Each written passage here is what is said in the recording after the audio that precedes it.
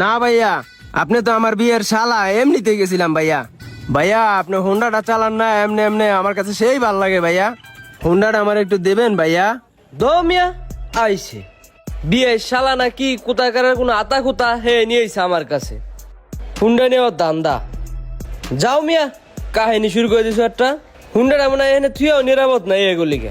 না কই থেকে যা হে সব আবার খারাপ হয়েছে কাহিনী। যাও মিয়া, আইছে হুন্ডা নিয়ে দিলি গে।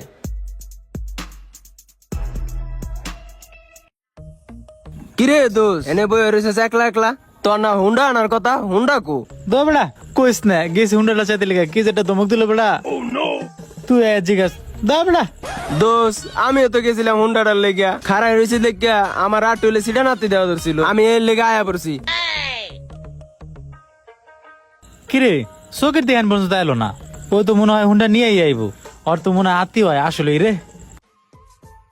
মান্দারপু গাড়িটা চাইলাম, গাড়িটা দিলি না, গাড়িটা তো তোর বাড়ির সামনে পড়ে লইছে।